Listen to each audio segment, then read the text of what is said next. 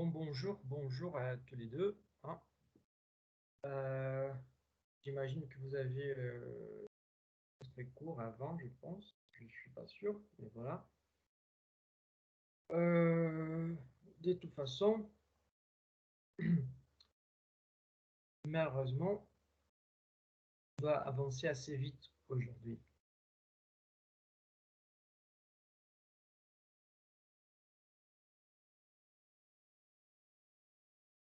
Attendez.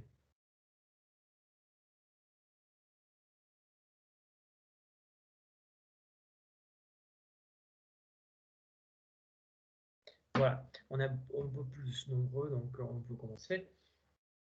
Là, je dois aller vraiment vite, hein, pour pouvoir finir notre contenu.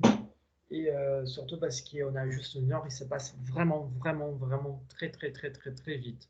Donc, je m'excuse d'abord pour devoir accélérer, hein.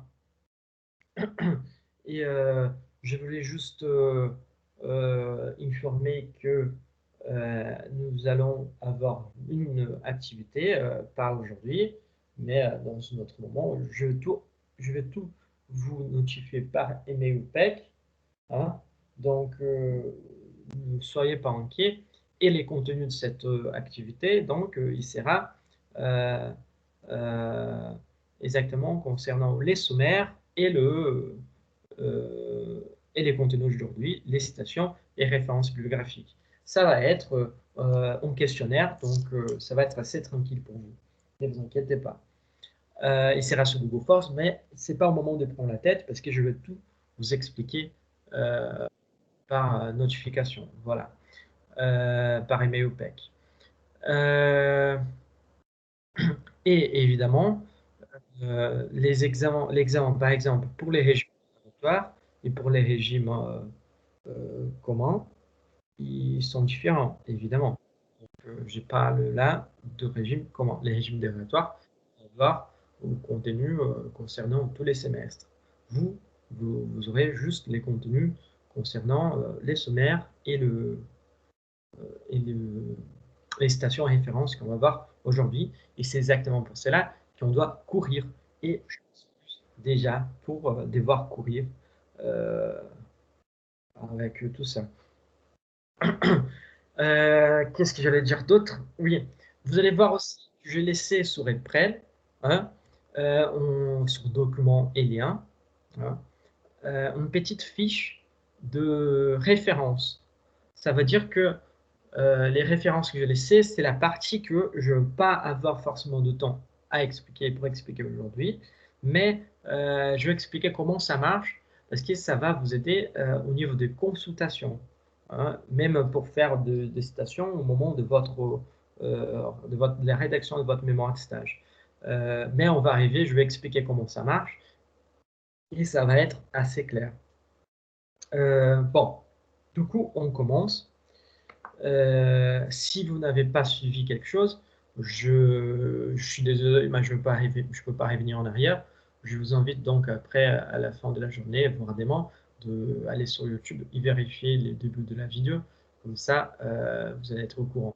Et encore une fois, ne vous inquiétez pas, vous allez avoir toutes les explications dans un mail sur prêt. C'est juste qu'aujourd'hui, j'ai vraiment doit tracer, hein, parce que j'ai en cours d'autres, voilà. Euh, donc, on va, je commence donc à partager. Ça ne marche pas. Je commence à partager mon écran. Qui c'est les contenus exactement d'aujourd'hui? Citations et références. Bon, euh, je passe aux citations et références parce que c'est une chose très importante et parce que avec toutes les choses qu'on a vues concernant le sommaire, euh, euh, je vous crois déjà compétentialisé. C'est-à-dire que vous pouvez vous débrouiller pour tous les sortes de sujets concernant les sommaires et la table des matières. Il faut cependant avoir en tête les différences basiques qui consistent le sommaire et la table des matières. On avait vu que les sommaires, c'était exactement au début du travail, et la table des matières, c'était à la fin. Et on a vu aussi que la différence, c'était que les sommaires, il n'avait que les choses concernant, les éléments concernés, les titres, pardon, les niveaux 1 et les niveaux 2 de sommaire. Hein. Mais la table des matières contenait tous les niveaux. Niveau 1, 2, 3, voilà, y compris ses sous-titres. Et en plus, on avait vu quoi concernant le sommaire? On a vu les niveaux 1 non numérotés, qu'on a dû créer un nouveau style. On a vu les niveaux 1 numérotés. On avait vu aussi les niveaux 2. Donc, avec cela, vous êtes déjà compétentialisé pour créer combien des styles pardon, soit nécessaire pour pouvoir développer votre travail dans les meilleures conditions possibles. Donc, on trace. Hein. Soyez prêts, parce que là, on va tracer. On va être plus vite que Paul Walker et Vin Diesel dans Fast and Furious. Hein. Donc, allez, c'est parti. Aujourd'hui, on va passer citation et référence bibliographique.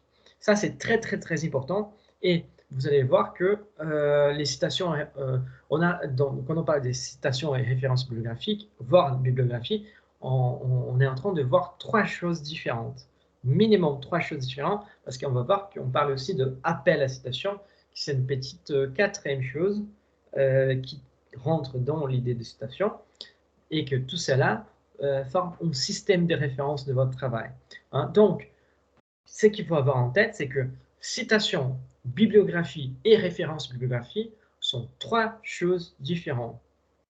Hein, sont trois choses différentes, mais qui ont une intercommunicabilité entre eux, qui, en fonction de cette approche, de cette relation, composent donc les systèmes de référence de votre travail.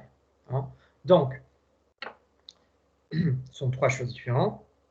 Ces trois éléments sont responsables pour la construction du système de référence de votre travail, ainsi qu'ils sont responsables pour assurer la validité de vos approches et de vos arguments en plus de leur poids scientifique respectif.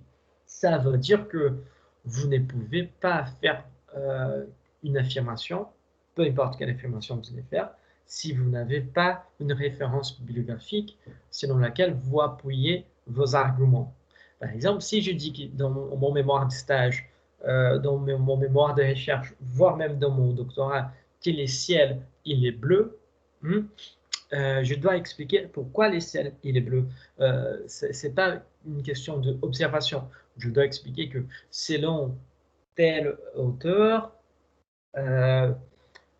les ciels, il est bleu en fonction du mélange de gaz avec la radiation du soleil, et voilà, qui fait que dans la Terre, de la perspective de l'être humain qui est dans la Terre, il arrive à regarder les ciels bleus. Voilà. Du coup, j'ai appuyé bleu. J'ai appuyé mon argumentaire sur une hauteur. Donc voilà, ça a apporté du poids scientifique. C'est pas du pipeau, hein. C'est pas du pipeau. Et c'est ça les problèmes, si on parle de Didier Raoult, je sais pas quoi, et les problèmes, je dis Didier Raoult parce que c'est lui le plus médiatisé.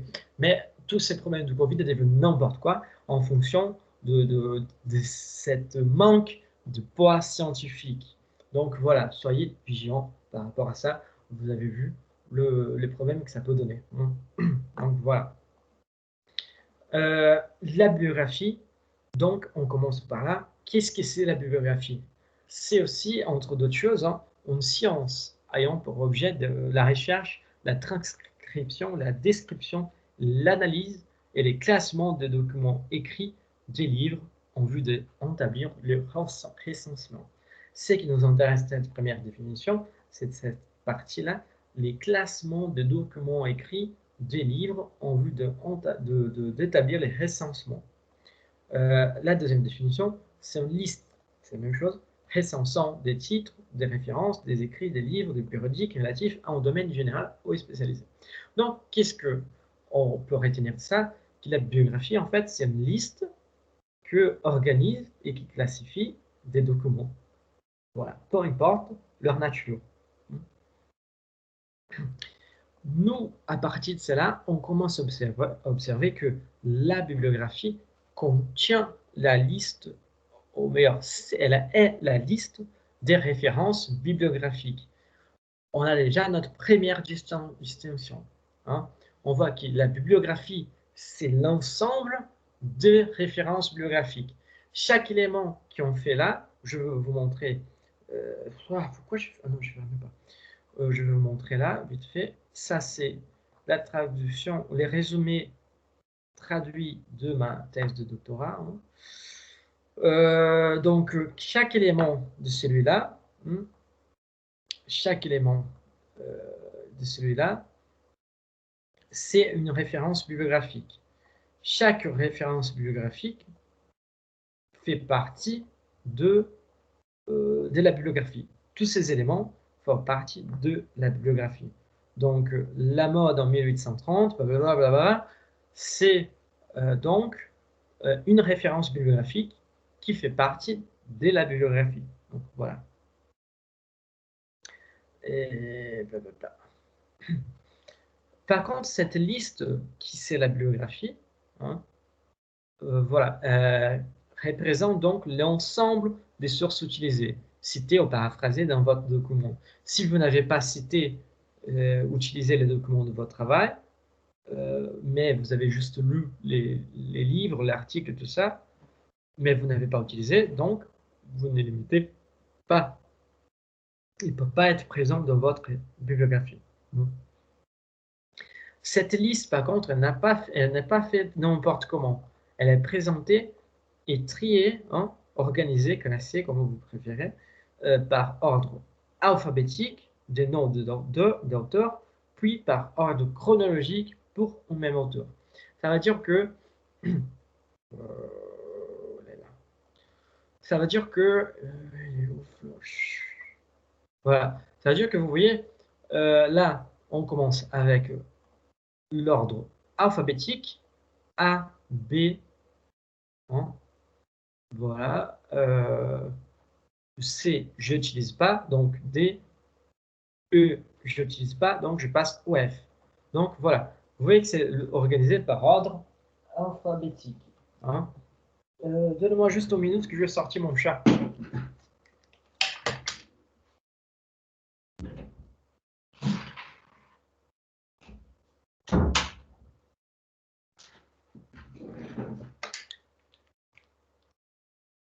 Voilà, il faut les sortir.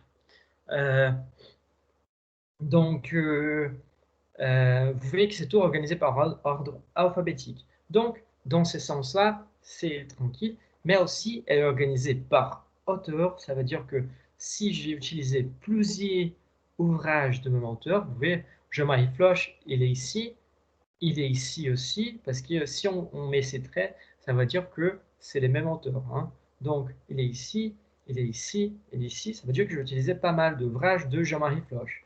Donc, vous voyez que d'abord, c'est organisé, la liste générale, pour ordre alphabétique de l'auteur. Et après, pour ordre chronologique des publications. Vous voyez, 1979, 1980, 1981, 1981, 1985. Mais, et 1986.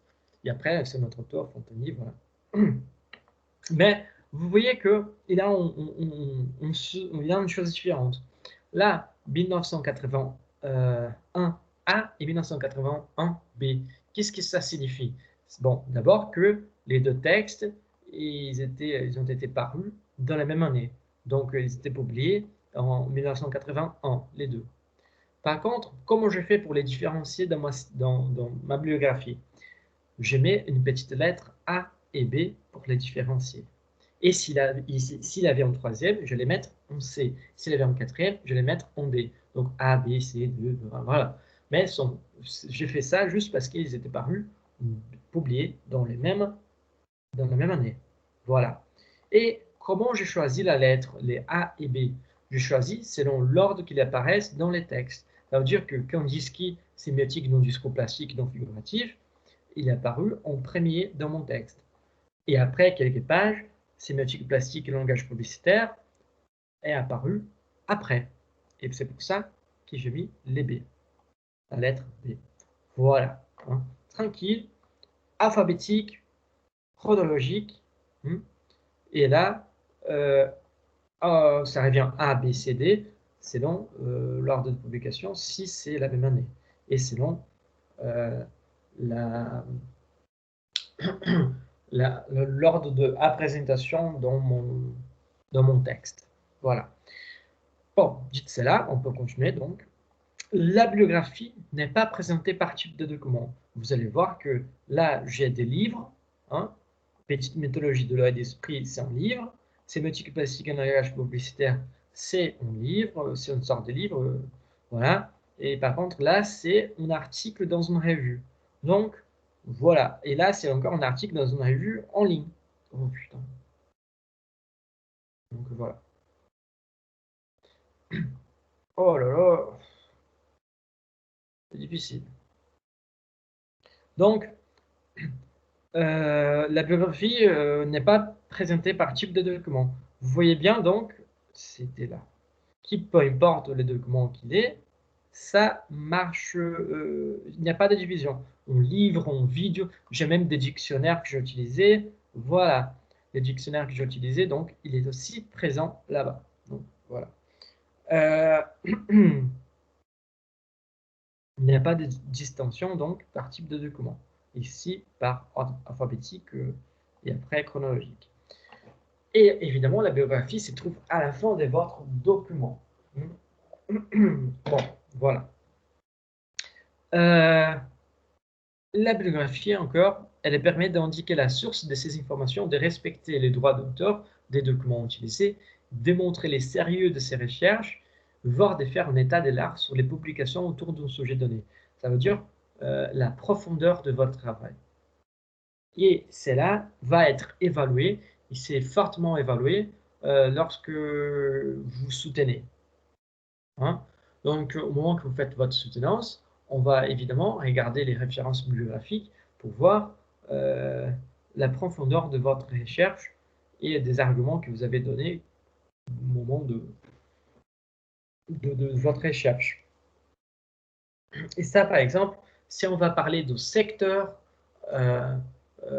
si on travaille si on va trouver un stage dans le secteur de la publicité, dans le domaine de la publicité, on travaille dans le département de publicité. Donc, on peut parler de secteur, on peut enquêter sur la distinction entre les marketing et la publicité, vous voyez, et cette distinction, en fait, elle doit être appuyée sur plusieurs documents, plusieurs livres. À partir de ces plusieurs documents, on va avoir l'idée du temps que vous avez fait des recherches et du temps que vous avez enquêté et s'approfondi concernant ces sujets-là. Voilà. Et c'est très fortement évalué, ça. Donc, ça compte beaucoup, beaucoup pour l'évaluation de votre travail. La présentation de la bibliographie doit être homogène suivant les styles choisis. Nous allons voir que on doit suivre les styles ISO 690. C'est les formats européens de citation. On a par contre les citations APA, Harvard, Oxford, ABNT, voilà. Et une fois qu'on a choisi un style, on doit l'utiliser tout le temps pour faire la bibliographie. Donc, dans ces cas-là, on utilise celle-là de ISO 690, nous allons voir. Donc, la bibliographie de votre mémoire de stage est composée de plusieurs références bibliographiques. On vient de dire que chaque élément qu'il y a là, c'est une référence bibliographique. Et l'ensemble des références bibliographiques constitue donc votre bibliographie. Toutes les références bibliographiques, chaque élément doit être obligatoirement toutes les références bibliographiques doivent être obligatoirement avoir été utilisées pour la rédaction de votre mémoire de stage. Ça veut dire que si vous avez lu Shakespeare, mais vous n'avez pas utilisé dans votre travail, parce qu'il n'y a rien d'intéressant pour vous là-dedans, pour utiliser pour la rédaction de votre travail, je suis désolé, mais vous ne pouvez pas mettre Shakespeare à la fin dans les références bibliographiques. Voilà, parce que vous n'avez pas utilisé dans votre travail. Voilà. Même si vous avez lu pour avoir une idée de quelque chose. Mais donc, à partir de ça, comment avoir plusieurs références bibliographiques pour construire une bonne bibliographie comment je peux avoir pas mal de références bibliographiques et après être bien évalué, hein? La réponse est simple. Pour construire une bonne bibliographie, il faut avoir des références bibliographiques. Plusieurs. Comment je fais pour avoir une référence bibliographique? Donc, en réalisant des citations. Et on va voir que les citations, ils peuvent être de deux façons, des citations directes et des citations indirectes, hein. Donc, on va revenir à la référence, aux références plus tard par rapport à ça. Et on va parler un peu de citation. Qu'est-ce que c'est citation? Donc, c'est une action de citer les paroles des écrits de l'auteur, action de citer un passage d'auteur, de reproduire exactement ce qu'il a dit ou écrit oralement ou dans un texte. Paroles ou phrases, passages, texte emprunté en auteur et que l'on reproduit textuellement de vive voix ou par écrit pour illustrer, éclairer, appuyer ce que l'on veut dire. Bon, comme je suis en train de faire les cours de théorie de la communication, souvent je parle selon Laswell, selon Shane Weaver, selon Saussure, selon je ne sais pas qui, voilà, tout cela. Qu'est-ce que tout cela ça veut dire? Tout cela veut dire que nous avons évidemment nous avons évidemment, je fais une citation, je fais une référence, vous voyez, je fais une citation de quelqu'un, hein. Donc, nous pouvons comprendre qu'une citation est un passage tiré d'un ouvrage pour illustrer ou appuyer ce qu'on avance dans un travail. On doit absolument en indiquer nos sources. Ça veut dire on doit, ça c'est aussi en fonction du droit de l'auteur, hein. Et cette obligation vaut pour toutes les sources: livres, articles de périodiques, encyclopédies, documents audiovisuels, pages web, œuvres d'art, billets de blog, tout, tout. Même, voire même de cours que vous avez, hein. Donc, vous pouvez évidemment utiliser des cours, faire des citations des cours, que vous avez pris des notes et tout ça. Mais il faut savoir aussi comment faire cette citation, comment faire la référence. Et c'est cette idée-là qu'on va développer aujourd'hui. Mais ce qu'on va voir d'abord, c'est pourquoi on doit citer nos sources, hein. Parce que ça, on vient de dire, ajoute une valeur à son travail de recherche tout en respectant les droits d'auteur. En faisant référence à diverses sources extérieures à son travail et en les citant, on valorise son propre travail. C'est l'histoire de faire de la recherche.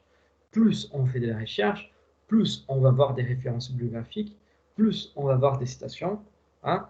Donc, plus on va montrer qu'on a fait de la recherche et que nos arguments sont appuyés sur d'autres paroles qui sont déjà légitimisées par le discours scientifique, par l'essence commun scientifique. Voilà. Mais s'il est important de s'inspirer de différents auteurs lorsqu'on rédige un travail de recherche, on doit cependant s'assurer de reconnaître la paternité des idées ou des écrits qui ont enrichi le travail et ainsi de rendre à César ce qui appartient à César. Voilà. Vous voyez? Donc, encore une fois, je peux dire des choses, mais pour ça, il faut que je sois en basé, que mes idées soient fondées dans d'autres arguments. Je peux éventuellement mettre des auteurs à dialoguer et avec ce dialogue, tirer mes propres conclusions. Voilà. Ça sert surtout aussi à développer ses aptitudes de recherche, vos aptitudes de recherche, hein. En cherchant des sources de référence et en les citant, on s'assure d'une formation de qualité. Et c'est exactement cette formation de qualité qui va être aussi très fortement évaluée pendant votre soutenance. Je réitère et je renforce, c'est très important d'avoir des citations, d'avoir des bonnes références bibliographiques pour pouvoir soutenir vos arguments. Et comme ça, avoir une bonne évaluation à la fin de votre parcours de master, hein. Donc, faire soi-même les travaux, c'est apprendre à chercher de l'information et à bien l'utiliser. C'est également acquérir un savoir-faire qui servira tout au long de la vie professionnelle. Malgré le fait qu'on pense toujours que la recherche appartient dans les cadres académiques, quand vous retrouvez dans une situation au boulot que vous ne savez pas comment résoudre, comment vous faites? Vous allez chercher un peu partout. Mais il faut savoir reconnaître les bonnes sources et les mauvaises sources. Et aussi, il faut savoir surtout faire de la recherche, hein. Comme ça, vous pouvez vous débrouiller vous-même. C'est aussi, on doit citer nos sources pour démontrer au sens de l'éthique professionnelle. Il faut permettre au lecteur de vérifier les exactitudes des données rapportées du texte cité, ou du texte cité, ou encore de voir la citation en contexte. C'est un principe de base de la communication scientifique. Hein. Quand nous avons demandé à Didier Raoult, par exemple, quelques démonstrations, quelques exemples, quelques données, il n'a pas publié des articles qui étaient basés scientifiquement. Donc, ça posait des problèmes. Vous voyez? Donc, c'est exactement pour ça. On n'a pas réussi à vérifier les fonds scientifiques qu'il avait là derrière. Donc, la même chose. Ah, j'ai trouvé trop cool cette citation que vous avez mis dans votre travail. Je veux vérifier quels sont les livres pour pouvoir utiliser dans les miens aussi, apprendre un peu plus, voir ce que cet auteur a dit pendant son ouvrage. Voilà. Ou encore, par exemple, si j'ai dit cette question de l'éthique professionnelle, hein, si vous mettez, je dis, vous ne connaissez rien là, hein, si j'ai dit par exemple, Voltaire nous explique que les messieurs a croqué la pomme de la joie de vivre. Voilà. Et du coup, je prends votre texte, je vois la citation de Voltaire, je passe aux références bibliographiques, je trouve la référence bibliographique de Voltaire que vous avez utilisée, et je prends les livres de Voltaire. Je commence à lire, et je trouve que, en fait, Voltaire a dit que, en fait, c'était pas la pomme de la joie de vivre qu'il a croquée, mais la pomme de la mort. Donc, ça change complètement l'essence de la phrase. Du coup, l'éthique scientifique, elle est là aussi. Vous voyez, vous avez changé l'essence que Voltaire a donné à son propre texte. Donc, vous avez ajouté des mots à Voltaire qu'il n'aime pas dit. Donc, ce n'est pas éthique. Vous voyez? Donc, c'est ça l'importance aussi de mettre ses sources et respecter ses sources. Donc, voilà. Et exactement ce qu'on vient de faire, c'est montrer comment la citation, elle aide à repérer les sources par les lecteurs. C'est ça que je viens de montrer. Permettre au lecteur qui voudrait en savoir davantage sur un texte on a mentionné dans le travail, de retracer les sources qu'on a utilisées. C'est possible seulement si les références complètes de celles-ci ont été données dans le document. J'ai pu repérer des textes de Voltaire parce que vous avez cité. Vous avez cité dans votre texte. Je suis parti à la bibliographie de votre travail, j'ai trouvé la référence bibliographique de Voltaire, je suis parti au texte original parce qu'il y a eu un système de traçage qui c'est ces systèmes des références. Comme dit citation, bibliographie, référence bibliographique. Vous voyez? Donc, voilà. C'est les principes même de la communication scientifique, l'ouverture pour n'importe qui va lire notre travail, qui puisse repérer ce que nous utilisons. Voilà. Par contre, il faut comprendre aussi quand faut-il citer. Donc, il y a des moments qui sont intéressants à citer, il y a des moments qui ne sont pas très intéressants à citer. Donc, quand il faut citer, quand faut-il citer? Lorsqu'on rapporte mot à mot ce que quelqu'un d'autre a dit ou écrit. Lorsqu'on paraphrase, c'est-à-dire que nous utilisons nos propres mots pour dire ce que quelqu'un d'autre a dit ou écrit. On commence à définir déjà citation directe et indirecte. Aussi, lorsqu'on intègre des photographies, des images, des données statistiques, graphiques dans ce document, qui la source utilisée soit un document publié, non publié, il faut citer. Un document imprimé ou disponible sur Internet, il faut citer. Protégé par les droits de l'auteur ou du domaine public, il faut citer. Ça veut dire que tout qu'on utilise qui appartient à autrui, il faut citer. Mais quand il faut aussi éviter de faire la citation. Bon, on s'est dit que vous devez utiliser de la modération pour faire les citations. C'est-à-dire que des fois, il ne faut pas tout copier, hein, ou long extrait qui pourrait être résumé, ou encore lorsque seulement certains passages pourraient être cités. Dans ces cas-là, il faut faire une suppression des citations. On va voir comment faire aussi. Mais aussi, il faut utiliser la juste mesure. Est-ce que je dois copier tous ces paragraphes parce que c'est dans ce paragraphe qui fait sens, l'idée, ou juste cette phrase-là, c'est suffisante. Vous voyez? Donc, la juste mesure. Hein. Et aussi, on ne peut pas citer nos propres expériences, observations, encore quand on livre ses idées sur un sujet. C'est-à-dire que on ne peut pas citer nous-mêmes si on n'a pas déjà écrit quelque chose qui a été déjà validé. Par exemple, moi, si je veux citer une idée que moi j'ai déjà explorée, je ne peux pas citer une chose qui n'était pas publiée. Je dois faire une citation de moi-même seulement si mon document avec ces idées a été déjà publié. Hein. Donc voilà. Par contre, il y a une exception aussi quand on fait une étude anthropologique ou sociologique, qui là, on a une méthodologie d'observation. Et là, on observe et on décrit ce qu'on voit, mais évidemment avec une méthodologie propre de l'anthropologie, de la sociologie. Voilà. Comment citer? Là, on arrive évidemment au côté un peu problématique de la chose. On voit tout d'un coup qu'il y a deux types de citations majeures. La citation directe et la citation en direct, ou paraphrase. Hein. Et par contre, la citation directe, elle est divisée en deux parties. Ça veut dire que la citation directe elle peut être courte ou longue. On commence donc par la citation directe. Hein. La citation directe, soit courte ou longue, elle doit obéir ces conditions-là. Hein. La citation directe est un extrait de texte qui est copié sans aucune modification.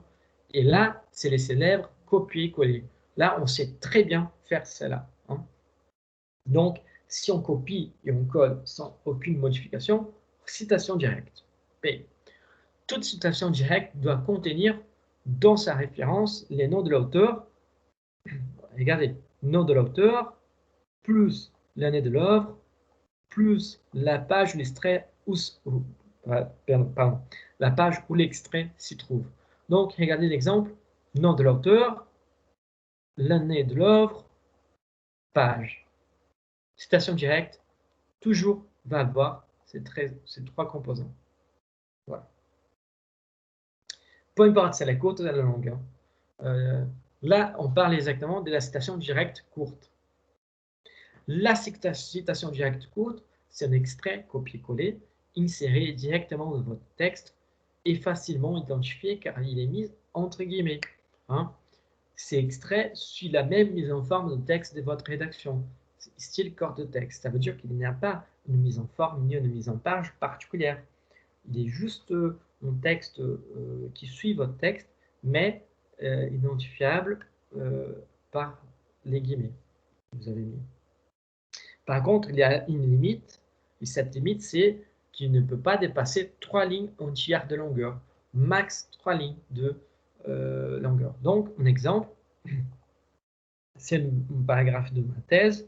Hein, à partir de cette perspective, l'impulsion de séméticien de conviction intuitive de l'existence d'une signification autre, plus profonde.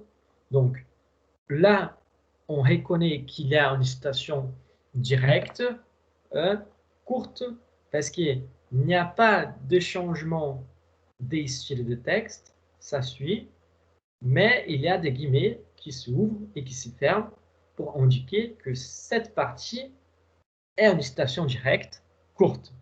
Mais l'appel à la citation, il est là. Vous voyez? Donc, l'appel à la citation identifie d'où est sortie cette citation directe courte. Nom de l'auteur, date, l'ouvrage, page, d'où j'ai sorti cette citation directe courte. Citation directe longue, c'est aussi un copier-coller. Hein. Il y a aussi la citation, pardon, il y a aussi ces systèmes d'appel à citation. Hein. Il y a aussi ces systèmes de citation. Par contre, donc, c'est un copier dans son réalité comme celui de la citation courte, mais par contre, il doit occuper plus que 3 lignes. Il faut se souvenir que c'est une citation longue, donc elle est plus grande.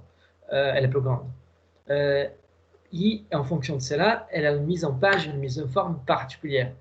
Donc, elle doit être détachée de texte, une ligne de distance du paragraphe précédent et du paragraphe suivant. Hein. Il possède une mise en page particulière. On va voir. La police, ça va rester real, au time zero, comme vous le préférez. Mais la taille, ce n'est pas 12, mais 10. Interligne, ce n'est pas 1,5, mais simple. Alignement, ça continue justifié. Les retraits, c'est gauche 4 cm. Hein. L'effet que tout cela donne, c'est un peu comme celui-là, et qu'on peut trouver, je vais trouver dans mon texte.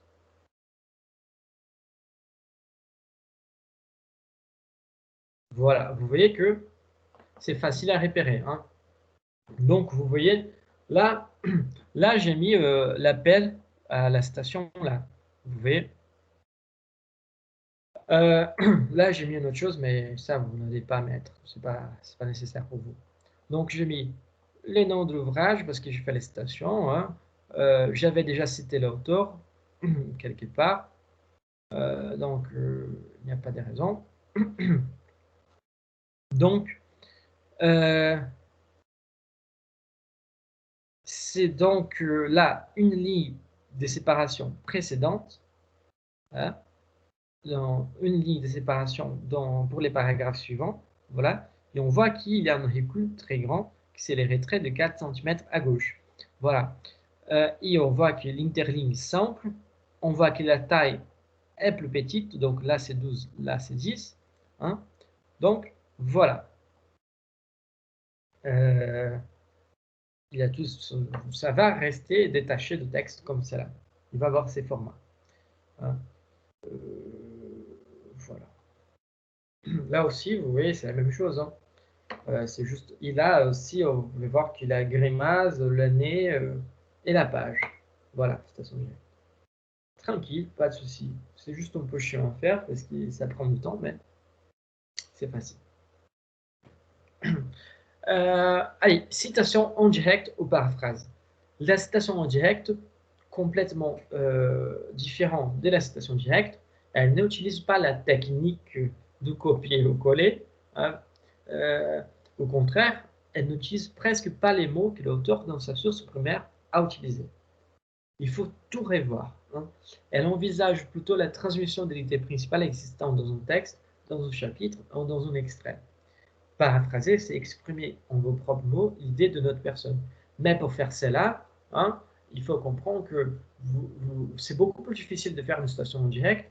Pour cela, il faut avoir lu tout l'article, ou tous les livres, ou tout le chapitre de machin, d'un auteur, et avoir aussi à extraire l'idée principale et ses conclusions, voilà. Et avec cela, de peut-être transformer même 30 pages dans un paragraphe, par exemple, voire un paragraphe. Ça change complètement, mais vous avez réussi à saisir. Par contre, même en étant en citation directe, vous allez voir, il faut faire l'appel à citation parce que ça va montrer que vous avez réussi à extraire cette idée d'une autre personne. Voilà, de la lecture que vous avez fait de notre texte. Hein. Donc, les avantages, c'est qu'en s'intégrant directement au texte, la paraphrase, on facilite la lecture et suit la même mise en page du style cœur de texte. Hein. Ça veut dire que vous ne devez pas mettre entre guillemets, ni être détaché de texte. C'est comme si c'était votre texte, mais en faisant l'appel à citation. Donc, en fonction de cela, elle est particulièrement utile dans les cas où les termes utilisés par l'auteur n'apparaissent pas adéquats pour ce qu'on veut démontrer. Des fois, l'auteur peut utiliser des mots très compliqués et nous, on arrive quand même à les transformer en des mots plus faciles, plus compréhensibles. Voilà. Cependant, la paraphrase ne consiste pas seulement à remplacer les mots de texte original par des synonymes. C'est pas juste changer les mots. Mais il faut complètement écrire les passages, c'est-à-dire changer les mots et la structure des phrases. Donc, si on veut conserver quelques mots hein, qui l'auteur utilisé, on doit dans ces cas obligatoirement les mettre entre guillemets. On va voir un exemple bientôt de citation en direct.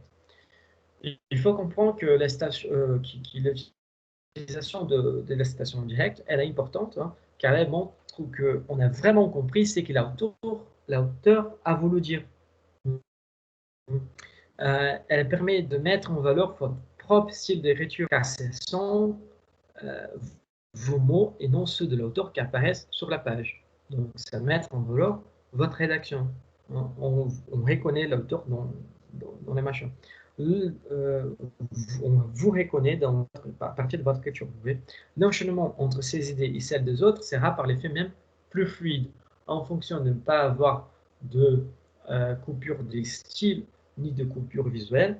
Ça permet une lecture plus fluide. Cependant, la citation en direct exige aussi la référence de d'où provient l'information. On peut dire une citation, une référence. Voilà. L'exemple citation en direct donc, voilà, le texte original, c'est de Légéron 2003, page 68. Hein.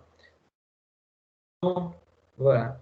Qu'est-ce qu'il dit? Il dit que leur principal problème n'est pas tant qu'ils ont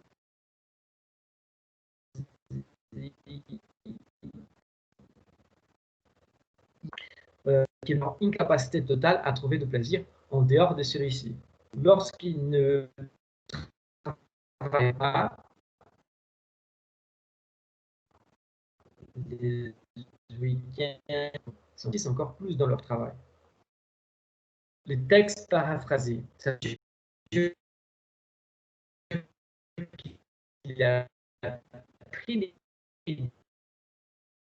les gérants, il a changé, mais en fait, ici, ce n'est pas c'est plutôt il leur est impossible de retirer une quelconque satisfaction des moments de détente, comme les fins de semaine et les périodes de vacances. Et c'est à un point tel que cela aura pour conséquence qu'ils se consacreront encore plus à leur travail. Vous voyez, c'est la même chose, mais écrit d'une façon complètement différente. Et particulièrement, je trouve beaucoup plus facile le texte paraphrasé à comprendre que le texte original. Donc, voilà. La différence, c'est qu'il a une citation directe, vous êtes obligé, par exemple, de mettre la page d'où vous avez sorti le texte. Par contre, la citation directe, vous êtes obligé juste de mettre l'année de l'ouvrage. D'accord? Donc, voilà. On peut tout à fait faire aussi des modifications des situations. Hein. Pour assurer une cohérence de l'écriture et maintenir un texte compréhensible, des modifications mineures doivent parfois être apportées à la citation. Hein. Par exemple, des mots doivent être ajoutés ou supprimés, ou encore des pronoms nécessitent d'être explicités. On va voir quelques cas de modifications nécessaires. Quand, par exemple, on veut donner des explications sur le terme, on donne des renseignements supplémentaires. Ou les cas de prénom, vous voyez, de pronom, pardon. Là, elle, si on lit juste, si on prend cette citation, on le met comme ça, elles font appel à l'enfant imaginatif. On se dit tout de suite, elle qui. Donc, pour être plus clair, elle qui. Les œuvres pour la jeunesse. Voilà.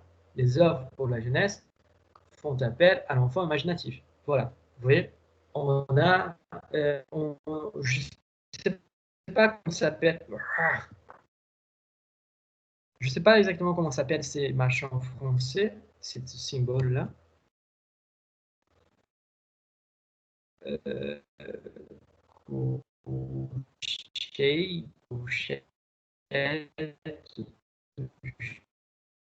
sais pas. Mais donc voilà. On peut faire des modifications aussi quand on va indiquer que certains mots de la citation ont été mis en évidence. Vous allez voir que une chronique, au contraire, doit distinguer deux perspectives.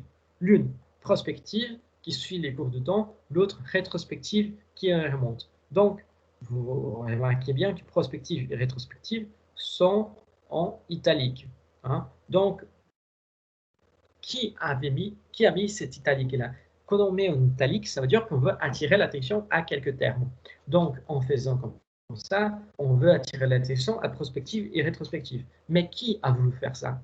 C'est moi ou c'était l'auteur original, c'est sûr. Dans ces cas, c'était l'auteur original. Comment je sais? Parce que j'avais mis l'auteur souligne. Vous voyez? Par contre, c'était moi qui a fait ça, hein, j'allais mettre nous soulignons. Simple. Quand on veut aussi, on fait des modifications quand on veut indiquer la suppression de certaines parties de texte original. Du côté, là par exemple, j'ai fait un ajout. Vous voyez, entre là, du côté, les concepts, les signifiés, nous apparaît comme la contrepartie de l'image auditive à l'intérieur. Là, j'ai ouvert un champ, j'ai mis 3 points, je l'ai fermé. Voilà, ça veut dire que entre deux signes de l'autre, il y avait un texte qui disait quelque chose que j'ai pris la décision de le supprimer. Parce que soit il expliquait quelque chose, soit ce n'était pas important pour moi dans ce moment. Donc, évidemment, on ne peut pas supprimer des choses qui changent l'essence du texte. Ça, c'est pas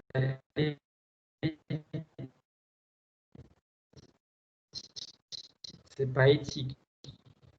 Mais on peut supprimer des choses donc parce qu'il y a la lecture beaucoup plus fluide. Pour supprimer, pour montrer qu'on a supprimé, on utilise ça. Bon, allez.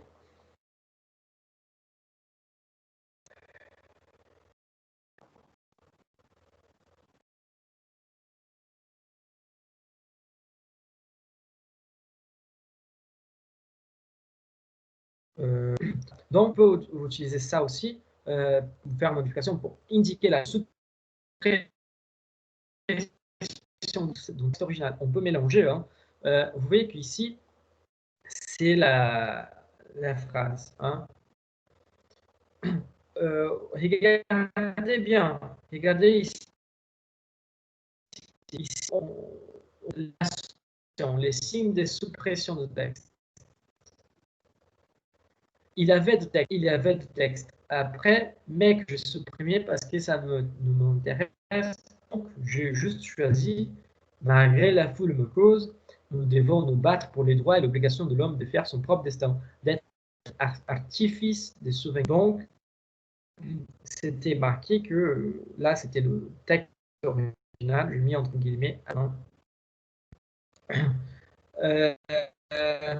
C'est Ibid, je vais vous expliquer après. Hein. Et qu'est-ce que j'ai mis là de différent? J'ai mis aussi, ça veut dire que les textes originaux, il était dans une autre langue. Hein. Pour dire que c'était nous qui nous avons traduit, je mets à la fin notre traduction. Et j'ajoute une note de bas de page l'explication dans l'original. Et je mets le texte. Despite the mocking crown, we have to fight for men's right and obligation to make this our fate, to be the artifice des souvenirs.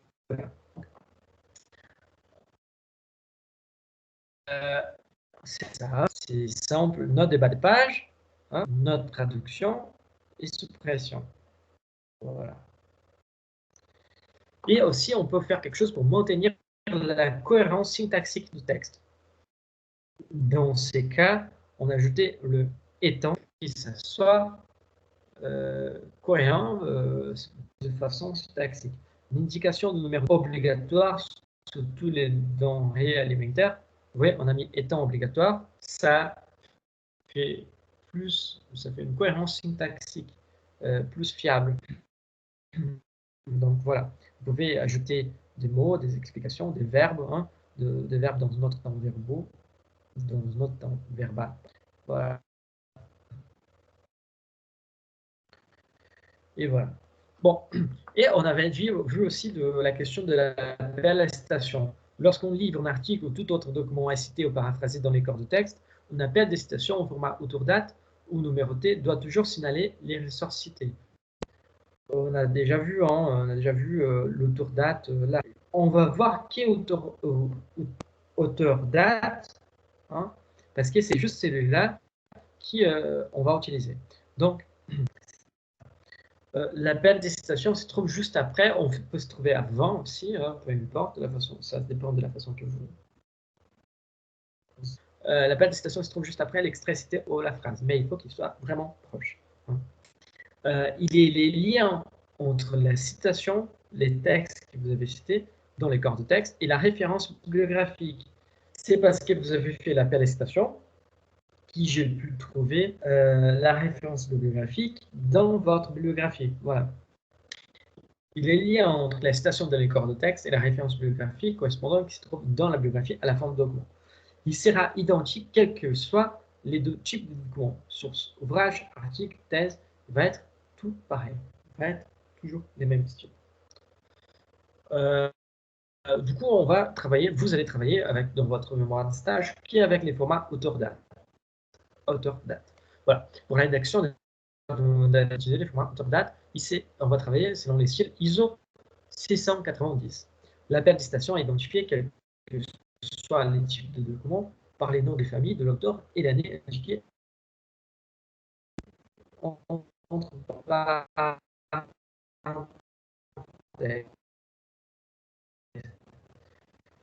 c'est qu'on a déjà vu, nous allons voir que auteur Greimas 1966, si c'est citation directe, hein, page XX. Hein, vous voyez.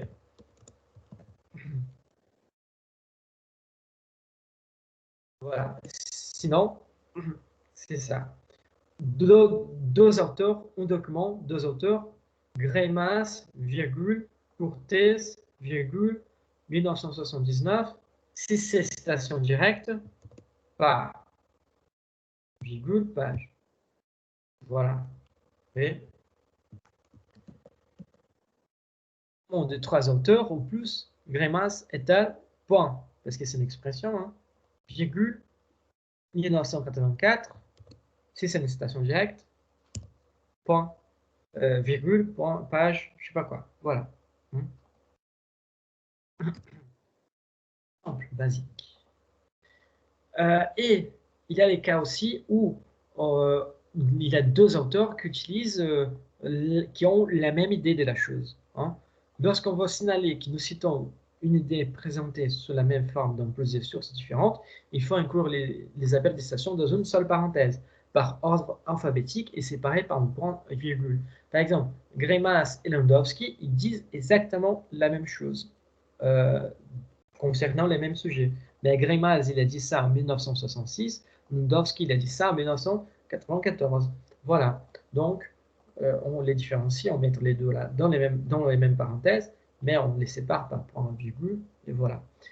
Par contre, chaque source fera objet d'une référence bibliographique distincte dans la bibliographie finale. Ça veut dire que vous devez mettre une référence bibliographique des Greimas et aussi une référence bibliographique à la fin de Landowski. Il y a encore d'autres possibilités que nous avons, c'est de travailler avec APUD, je sais pas comment dire. Mais APUD, c'est cité par. Par exemple, Greimas, 1966, qui a été cité par Sbabo, 2020, voilà, page XX, voilà. Vous voyez, APUD, c'est cité par. Ça veut dire cité par. Si vous prenez un ouvrage que vous n'arrivez pas à trouver la source primaire, et donc, il faut faire une citation de la citation. Vous utilisez la PUD. Idem ou id. C'est quoi? Si, par exemple, je cite Greimas 1966, page 40. Voilà. Et après, en paragraphe, les paragraphes suivants, j'utilise la même référence, la même référence de la page 40. Donc, j'utilise id. Ça veut dire même auteur, même ouvrage, même année d'ouvrage et même page. Par contre, j'ai aussi ibid ou juste ibid. Donc, dans ces cadres, on voit que c'est les mêmes auteurs, la même année de l'ouvrage.